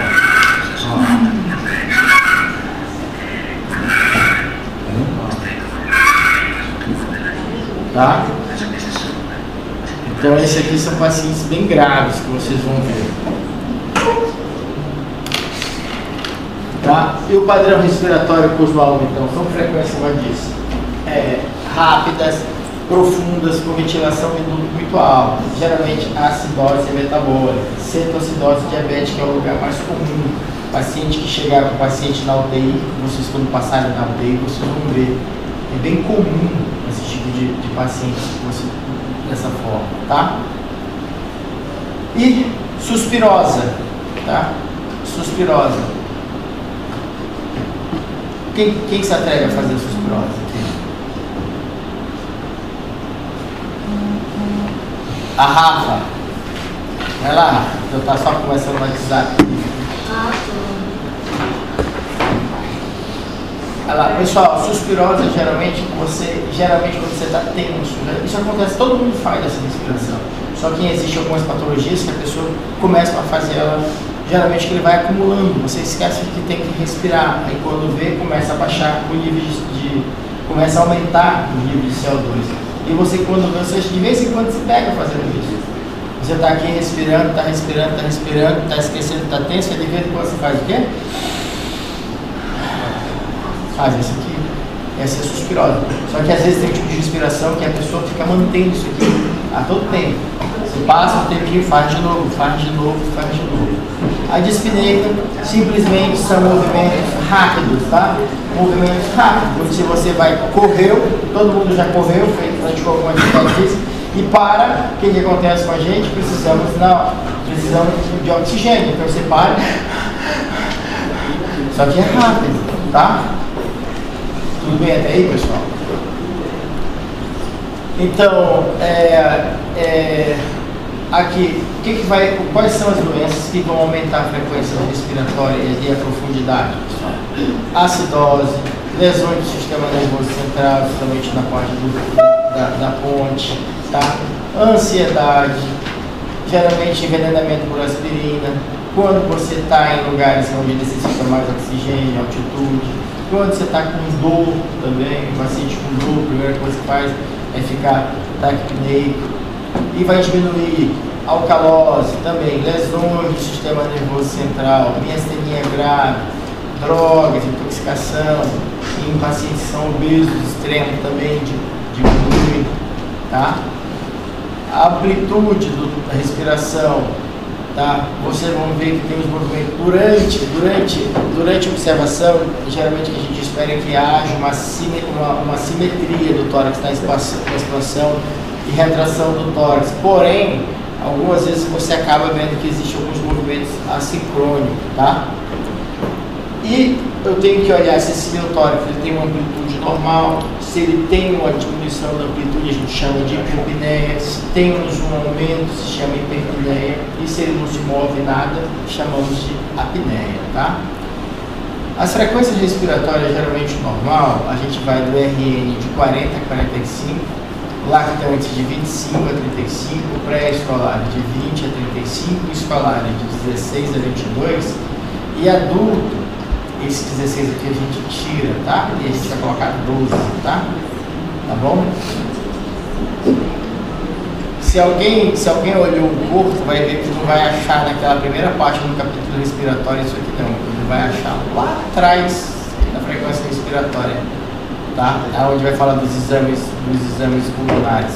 Você vai ver isso aqui, de 12 a 20, tá? Então ali na parte do respiratório, se procura, ele não está lá. Está para outro lado. Mas aqui é 16 a 20, o que diz, 12 a 20, o que diz o corpo, tá bom?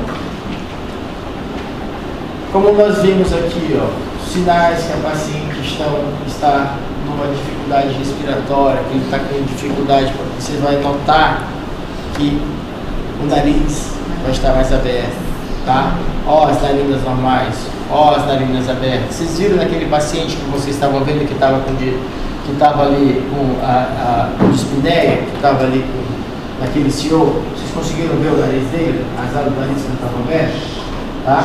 Isso a gente vê muito em criança, tá? Muito mesmo. Você olha, a criança está desesperada, você olha quando ela está dispneia e você vê que as narinas ficam abertas, tá? Geralmente você vai ver, esses pacientes com essa respiração geralmente vai estar em pneumonias graves em criança, tá? Aqui, ó, aqui eu consigo também dar uma olhada aqui na tiragem. Vocês conseguem ver, notar as costelas aqui, ó, pessoal? Vocês conseguem notar as costelas? Ó? Vocês conseguem ver? Vocês veem as partes mais escuras? Isso aqui é tiragem. Isso aqui é a tiragem que vocês estão vendo. Tá vendo? Conseguem enxergar essa parte mais escura? Costela, aqui, ó. Costela, e essa parte mais escura é a tiragem. Ou seja, esse passo intercostal ele geralmente fica negativo por causa da pressão intertorácica. Então ele retrai. Você vê se desenhando bem nitidamente as costelas. Tá bom? Geralmente ela é difusa em todo o tórax, mas também você pode ver ela localizada. Tá? Movimentos respiratórios paradoxais. Eu vou mostrar, vai ter uma aula que a gente vai fazer, que eu vou trazer em slide, antes de terminar, um slide grande aqui para a gente ver as imagens grandes, não naquele pequenininho que eu vou fazer para vocês, vou montar, e vou montar tudo isso aqui, vou colocar um paciente para a gente olhar, uma imagem, um vídeo, que vai mostrar o paciente com movimento paradoxal do tórax, para que a gente veja os movimentos, tanto vendo a respiração torácica e abdominal ocorrendo de forma rápida, no mesmo padrão, para a gente ver que ele tem uma alteração da respiração ali para você ver, tá? Vou mostrar para vocês também um vídeo onde aparecem crianças com tiragem, para você ver as tiragens intercostal. Vou mostrar também, aí a gente vai ver esses vídeos maiores desse tipo de respiração, tá? Que a gente vai fazer antes de terminar. Mas essa aula vai ser distribuída em 3 temas, então no último a gente vai passar essas coisas com vocês, tá? Depois a gente vai falar da palpação, pessoal. Então, o que a gente precisa, o que é necessário para a gente fazer a palpação? O que a gente vai analisar durante a palpação? O que a gente vai ver? O Ricardo estava a gente viu isso já, a palpação lá na prática, não foi? Everton, a gente viu, né? Aham. O que a gente vai ver? O que a gente vai ver? Isso, mas a gente começa a ver as estruturas, palpar as estruturas do tórax. Vamos ver as estruturas da parede, vai ver sensibilidade, vai ver, já com isso, já vê o tecido celular subcutâneo, vê os ossos, vê a musculatura, você vê se tem a presença de nódulos, de gânglio, você consegue ver, no caso, se tem um enfisema subcutâneo, você vê a presença de herpes, se tiver herpes zoster, tá? A gente vai ver também se tem presença de ginecomastia, geralmente em homens, tá? Geralmente eu também amo ginecomastia por uma semana, né? edema, a gente vai ver síndrome de obstrução da veia cava, que a síndrome de obstrução da veia cava a gente vai ver circulações colaterais, tá? A gente vai ver tonicidade muscular, se tem atrofia, se está hipertônico, se tem hipotonia. Vamos ver os linfonodos, a gente vai ver a sensibilidade, perguntar se o paciente se sente, se está aumentado. Geralmente quando você toca no paciente, quando ele tem alguma patologia, uma pleurite, alguma coisa, ele vai referir que tem dor só para você tocar nas costas, só para você tocar ele já refere que está com dor, tá? Alguém já viu algum enfisema subcutâneo? Vocês nunca viram alguma coisa? Viram como que é? Você toca assim, agora você está movendo as bolhas de ar. Você vai apertando assim, ele vai saindo, assim, você vai apertando e vai entrando assim a mão. Fica assim, você nota que é ar que está correndo, você vai apertando, o ar vai saindo da posição. Tá? Então quando você pegar o efizema, vocês vão lembrar. Vocês vão passando, parece que vocês vão vendo que o ar vai correndo, tá? Vai saindo da mão de vocês. Vocês vão apertando e vai fazendo uma zoadinha, como se fosse estourando bolhas. Tá? Tá? E com isso também o que eu vou ver mais é a expansibilidade, quanto que esse meu pulmão expande, especialmente na parte apical e na parte dos lóbulos inferiores. Também vou ver meu frêmito tóraco-vocal, é nessa da palpação, tá? Então aqui, essa aqui, pessoal, é o que a gente chama de manobra de Lassègue, tá? Lassègue, essa manobra aqui, ó. Essa manobra aqui, pessoal, é uma manobra fácil para que você veja a parte do tórax do paciente. Você vai ver se essa parte, a expansibilidade dos lóbulos inferiores estão aumentando bastante, tá? Quer ver como que é fácil? Vem aqui, tu que tá falando muito aí. Só rindo. Então liga a luz ali, ó, pessoal. Olhem para cá, ó. A musculatura, levanta essa cueca, levanta aqui a camisa, ó. Então a gente vai pegar o nosso paciente, ó, que está aqui, ó, simplesmente Lassègue, segura só um pouquinho aqui. Não, por cima, isso. Simplesmente a gente vai pegar, ó, vai dobrar a mão, ó, pessoal, na região infraescapular, ó, te dobra a mão e faz essa parte aqui, ó. Tá vendo? Ela faz como se fosse uma prega, ó. Tá? Aí agora eu peço para o paciente introduzir a água, ou seja, inspirar profundamente. Inspira, ó, ele some esse prego que eu vou fazer. De novo, ó, ele some. De novo, e ele desaparece. Tá? Então mostra que existe expansividade. Vamos virar para o outro lado. Ó, eu pego aqui, ó, de novo, e ele some. De novo, e ele desaparece. De novo, e ele some. Ou seja, valeu. Então, o que acontece? Eu olho e vejo que o meu tórax expande simetricamente. Pode desligar aí. Então ele vai, mostra que o ar está vindo, está entrando em todos os pulmões na parte inferior, tá certo? Essa manobra é chamada de manobra de Lassègue, tá? Professor, vai como é que é? A manobra? Lassègue. Você vai colocar a mão, aí vai formar pregazinha. E aí, conforme ele vai cronizando a mamar, ela se desfaz automaticamente, ela se desfaz e você vê. Às vezes, quando existe, por exemplo, quando vai existir uma telectasia do lado do pulmão, quando eu peço para o paciente fazer isso, ou existe uma condensação, esse lado que está aqui, um se expande direitinho e o outro nem se mexe, ele fica parado. Então, quando eu seguro, ele tem que se expandir, normalmente. Na parte de cima, o paciente, doutor, eu não consigo que o meu paciente acamado, não consigo que o meu paciente fique em pé. Então, aqui, ó. Peço para o meu paciente vir e eu faço aqui na parte anterior. Tudo bem? Ó, manobra de Boalt, onde eu vou ver a parte superior. Essa aqui está bem desenhada. Ó. Aqui, ó, o que eu faço? Aqui nessa manobra aqui, ele fala que você encosta o polegar. Quando você perde, ele afasta, tá? Ó. Só que geralmente, se você fizer a prega, você vê ele melhor. Você faz uma preguinha e encosta. Quando vê a preguinha, ela some. Tá? É bem mais tranquilo. Aqui em cima, é simplesmente você colocar o polegar. Você vai pegar o polegar. Aqui, vem aqui, tô aqui que tá gravando. Aqui, ó. Quando eu pego o paciente... liga a luz de novo, pessoal. Quer tirar a camisa ou quer ficar com a camisa? Tira a camisa. Tira a camisa. Pra tirar a camisa, né? Ó, pessoal, vem aqui, ó. Eu vou pegar, vou pedir pro meu paciente baixar a cabeça, ó. Qual é o nome dessa vértebra aqui? C7, lá, ó. Mais a proeminente que tem. Coloco a mão, coloco a mão na. Qual é essa região? Supraescapular, e essa daqui? Escapular e supra. Isso, aí eu venho aqui no lugar dessa. Aí eu venho aqui nessa região, ó, encosto meus polegares, ó, presta atenção. Ó. Aqui, ó. Aí só encosto, ó. Aí eu peço para o meu paciente respirar. Vai lá. Quando ele respira, meus dedos abrem, meu polegar se afasta um do outro. Pode soltar de novo. Faz de novo, ó. Vai lá. Pode colocar lá, ó, eles afastam. E eu vejo que expansibilidade é normal, fazendo aquela ali.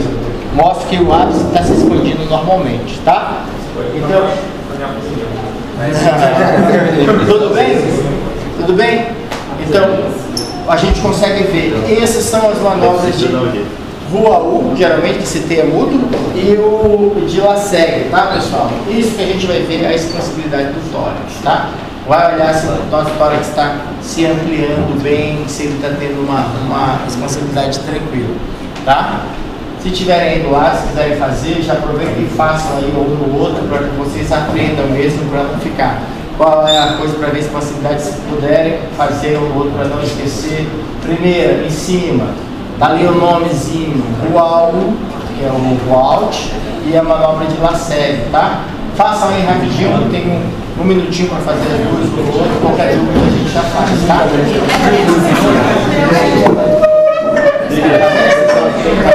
Um minutinho, rapidinho. Pede para baixar, você vê.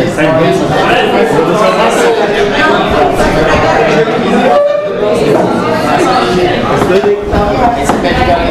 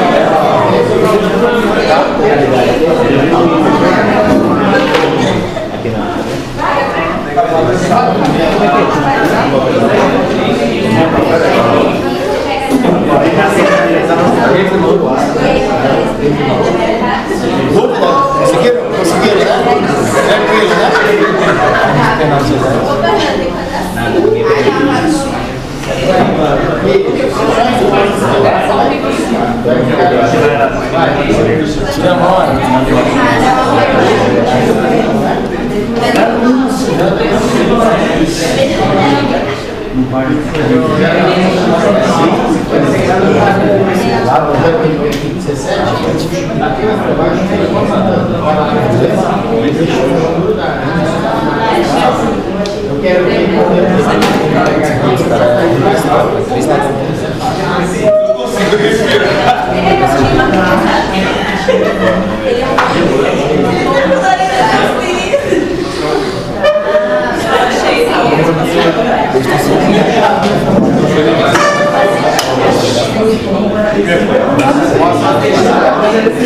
todo mundo já fez aí, pessoal? Já? Então vamos continuar. Todo mundo, dúvidas? Conseguiram fazer? Conseguiram fazer ou não?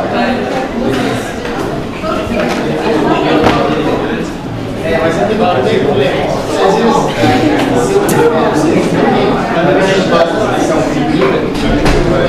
Às vezes eu não braço de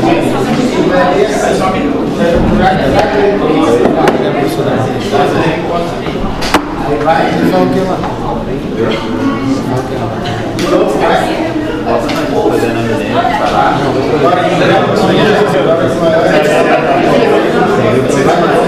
Não, mas ele é.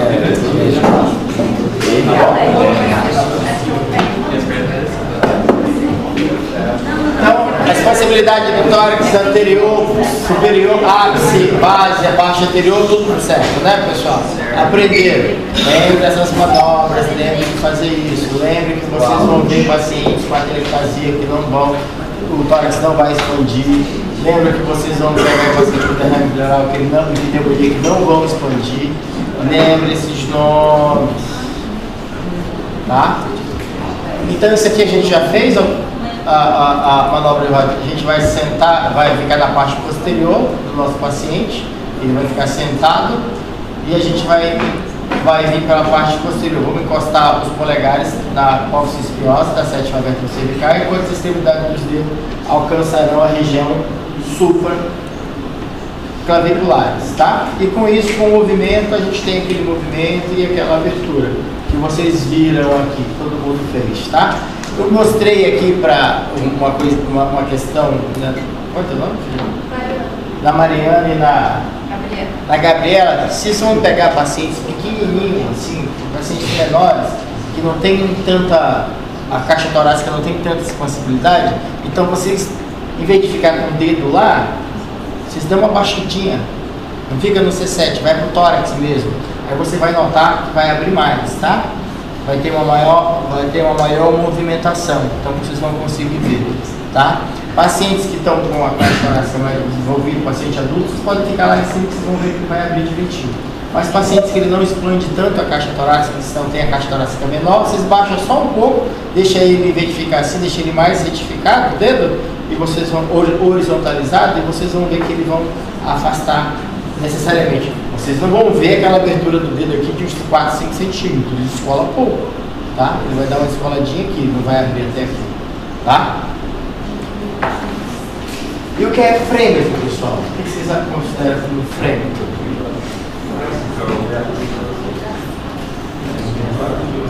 Sensação vibratória. A gente diz que o frêmito, pessoal, é simplesmente você palpar o som, tá? Você vai palpar o som que ele vai ser transmitido através de alguma região, no nosso caso, o tórax, tá? Então o frêmito é uma sensação vibratória que se percebe ao palpar a superfície do tórax do indivíduo. Quando a vibração é produzida quando o paciente fala, chama-se de frêmito tóraco-vocal. No momento que o paciente está respirando, aqui ó, vai se chamar frêmito pleural e frêmito brônquio, tá? Esses últimos só vão aparecer quando o nosso paciente ele tem alguma alteração, ou dos brônquios ou da pleura. Aí quando eu estiver examinando, eu vou ver. Se o meu paciente está respirando, eu estou sem falar nada, e eu palpo que existe movimento, eu vou palpar aqui umas vibrações, aquilo se chama frêmito. Se geralmente é quando o paciente está respirando, geralmente vai ser brônquio. Se for mais abaixo, alguma coisa, dependendo da localização, vai ser pleural. Se o meu paciente, eu começo a palpar, o meu paciente, quando eu peço para ele falar, é tóraco-vocal. Tudo bem? Os dois últimos, pleural e brônquio, somente em patologias. Tá certo? Certo. Então, para que a gente veja o frêmito tóraco-vocal, a gente vai usar geralmente o terceiro, quarto, segundo, terceiro e quarto dedo da região metacarpiana, tá? E a gente geralmente vai pedir que o nosso paciente fale 33. Por que a gente usa o 33, pessoal? Por que a gente não usa 22? Né? Por que o 33? O da consoante, muito bem, tá? A Ana está com tudo, tá? Então, e é esse assim, a Ana. Tá bom. Obrigada. Tá? E a gente vai conseguir palpar mais as vibrações, tá? Quanto à voz mais grossa do nosso paciente, vai ser melhor para a gente ver, para a gente ouvir. vai ser sempre mais acentuado à direita e na parte inferior do pulmão, tá? Tanto no homem quanto na mulher, o frêmito é mais intenso nas regiões infraclaviculares direita, local onde deve ser considerado como ponto de partida para a comparação das outras regiões, tá? Na face posterior, o frêmito tóraco-vocal do homem é mais intenso nas bases, nas regiões inferiores e nas regiões interescápulos vertebrais, tá? A mulher geralmente ocorre o inverso, tem as intensidades das vibrações é mais no ápice e nas regiões interescápulo-vertebrais, tá?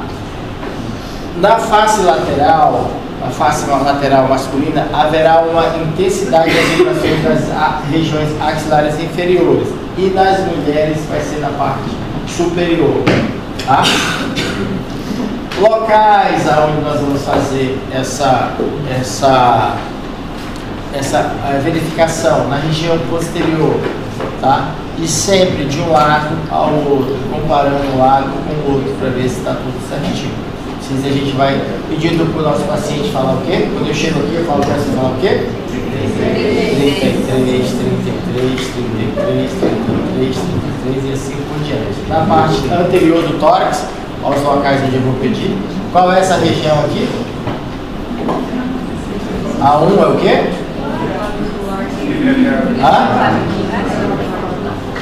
Infra. Isso, pessoal. Vocês estão com vergonha de falar, velho? Não é? Essa região aqui é o quê?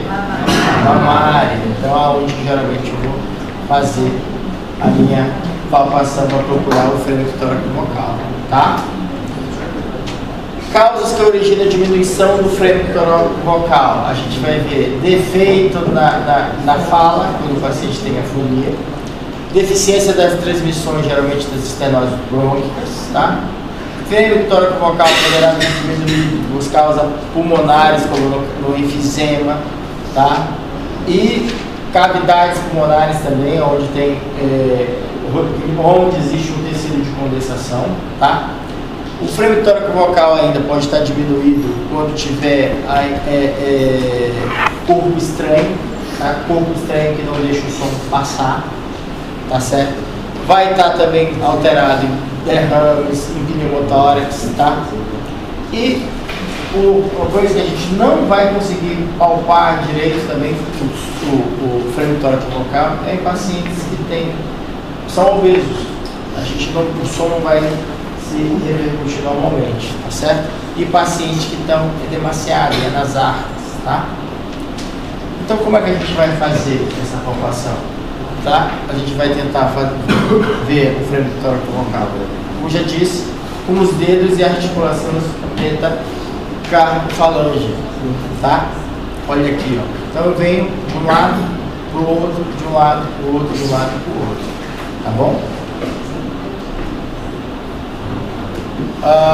Aqui, ó, onde que eu vou encontrar essa possibilidade diminuída? Já foi dito, derrame pleural, obesidade, fraturas costais, pleurite, pneumotórax, atelectasia, enfisemas pulmonares, frêmito tóraco-vocais aumentado, condensação pulmonar e nas consolidações, tá?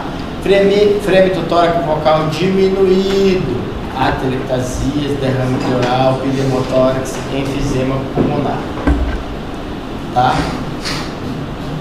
Aqui o diagnóstico diferencial, a gente vai fazer o que a gente falou, frêmito brônquico e frêmito pleural, para que vocês vejam a diferença.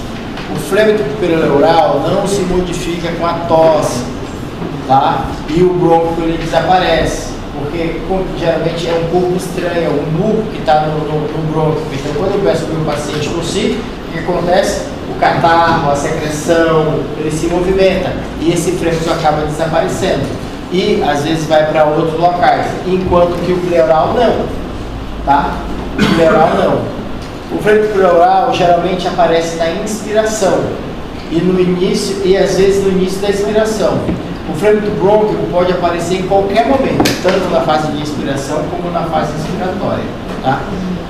O frênico pleural geralmente se localiza na região anterolateral do tórax, tá? Enquanto que o bronquial, geralmente a gente vai ver nas partes aí que estão nos brônquios de maior calibre, tá? Na região, geralmente na região interescapular, intervértebro-escapular. O frênico pleural intensifica quando a gente vai pegar e comprime mais a mão nesse tórax, tá? Então você vai conseguir palpar ele melhor. E geralmente o bronquial ele vai mudar, enquanto que o pleural não muda, tá? Quando é o frênico pleural, para saber a diferença do outro. Mas basicamente, pessoal, é pedir para o paciente tossir. O paciente tossindo, geralmente esse tosse, quando você está vendo, ele muda, e no pleural ele não muda, tá? Enfisema subcutâneo, que eu já falei, vai ser a sensação de você palpar bolhas. Você vai palpar bolhas, essas bolhas vão se mudar, vão mudar de posição, vão ir mudando, vocês vão palpando e ele vai saindo, vai havendo aquele, ele vai saindo. Você aperta às vezes. Uma vez eu tive um paciente que nós estávamos fazendo uma cesariana dela lá em Nova Mamoré. E durante a cirurgia essa paciente ela parou. Ela teve uma parada e a gente teve que entubar. E lá a gente geralmente fazemos uma... a gente não deixa o paciente muito, quando a gente entubou, que a paciente fez parada, a gente ganhou, o paciente voltou, mas ela ficou com edema cerebral, então ela ficou com o nível de consciência reduzido.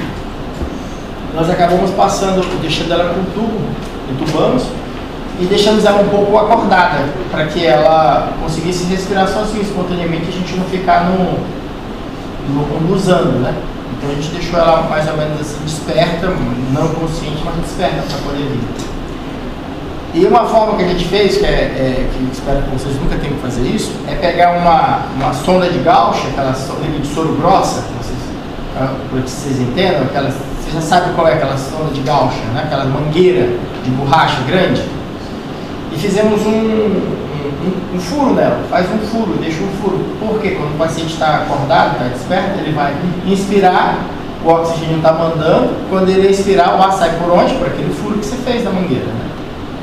Aí você coloca aquilo lá e traz o paciente, conduz quando você está fazendo isso no interior, medidas heróicas quando você não tem ventilador, não tem tudo, para não ficar só no ambuzando o paciente. Nós fizemos isso, né? Quando mandamos arrumar um paciente para ir na ambulância. Quando chegou para ir para a ambulância, o que o técnico de enfermagem fez? Ela falou, tá furada essa mangueira, vou colocar direto. Colocou direto. Tá furada essa mangueira, não presta, tá com furo. Aí colocou direto, tirou a mangueira, tirou propositalmente, colocou a mangueira direto no tubo. O que aconteceu? Barotrauma. O paciente respirou, não conseguia botar o ar, só entrando o ar, explodiu, saiu. Ninguém sabia onde era tórax ou onde era a cabeça. Então largo que o paciente ficou. Pareceu aquele João Bulbo, assim, cabeça sem pescoço, emendou tudo isso aqui, secou tudo. Então foi o maior enfisema subcutâneo que a gente já viu. Infelizmente essa paciente veio a óbito, faleceu, não conseguiu respirar. Imagina que morte feia que ela teve, né?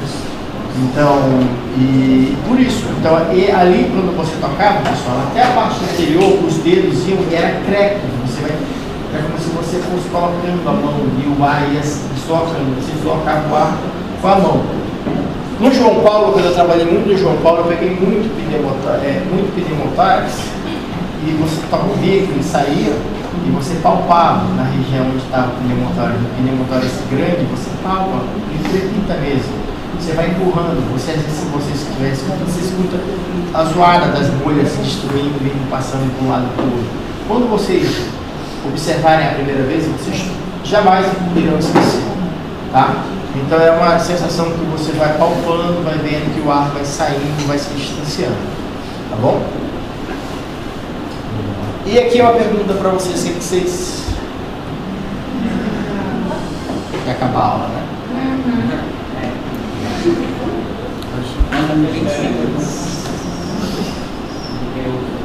Então, pessoal, amplitude respiratória fisiológica, né? com amplitude respiratória fisiológica, com o hemitórax direito expandido mais que o hemitórax esquerdo. Por que isso acontece?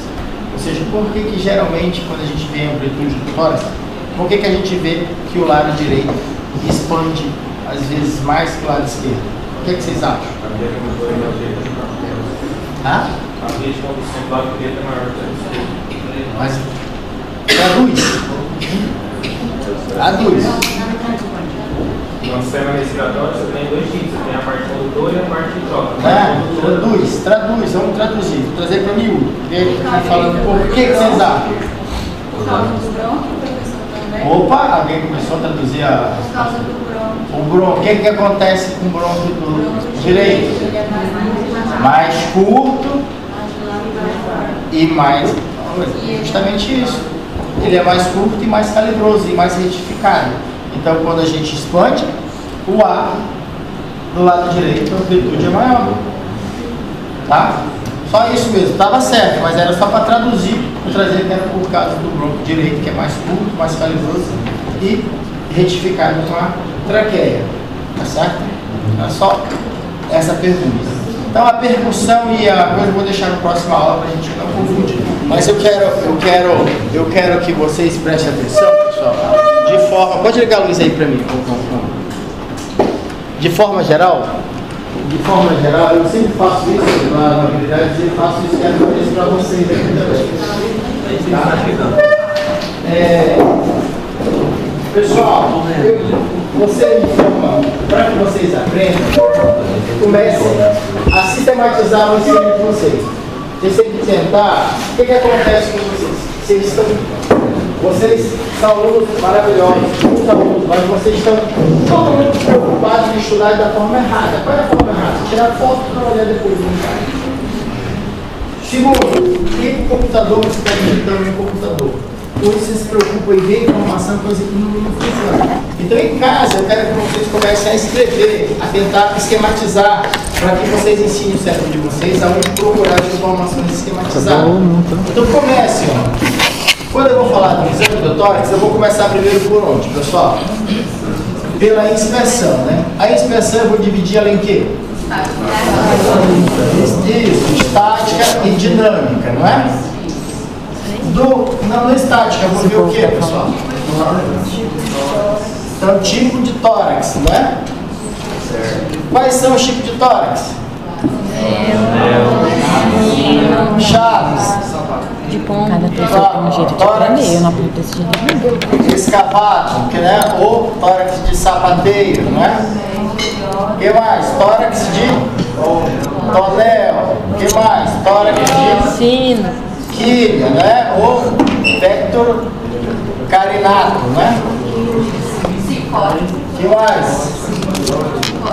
Tórax escoliótico, tórax sinfótico, né? O que mais? Tórax sino, né? Então, e assim vai, tá? O que mais que eu vou ver aqui no tipo de abaulamento? Bom. O que mais? Cicatrizes. Circulação colateral. O que mais? Depressões. Não é isso? Venho aqui de novo no dinâmico. O que eu vou ver no dinâmico? Tipo de respiração. Vai ser dividido em quê? Abdominal, torácico, tóraco, abdominal, não é? E ritmo respiratório, não é? Ritmo respiratório, quais são os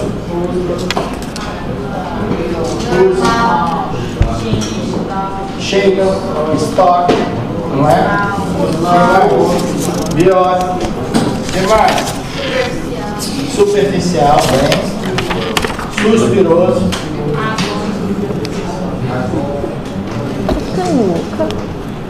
Agônico. Bem, então isso só na inspeção. Então, ó, gente, todo mundo é capaz de fazer isso se você sistematizar. Agora é meio tirar foto. vai querer fazer, entendeu? Com certeza. Aí se vocês têm que fazer isso em casa, pega, putz, eu vou ver o quê? Vocês mesmos conseguem fazer na inspeção. Estática, dinâmica, estática, eu vejo isso, dinâmica, eu vejo isso. Tá? Então se vocês procurem fazer isso, é bem mais fácil, bem mais tranquilo, eu sei que vocês vão conseguir fazer, e a forma que vocês vão ir para a prova vai ser totalmente diferente, porque vocês sabem aonde procurar, tá? Chego depois disso vem o quê? Palpação. Palpação eu vou ver o quê? Expansibilidade, né? E o que mais? O que mais? Aqui, ó, o biotipo, alguém falou do biotipo, eu vou ver aqui, né? Não é? É aqui que eu vou ver. Aqui na expansibilidade, quais são as manobras que a gente já viu?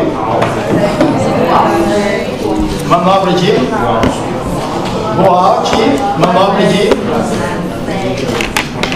laser. E aqui também eu vou ver o frêmito tórax vocal. Como é que eu vou ver o tórax vocal? Falar, pedindo para o paciente falar aqui no 3. Então, ó, pessoal, de uma forma rápida eu vi isso aqui. E ainda tem aqui onde eu vou ver de novo a percussão. Quais são os sons que eu vou ver? Aí quando você chegar na percussão, eu vou ver o claro pulmonar, o maciço, submaciço e o timpânico. Entendeu?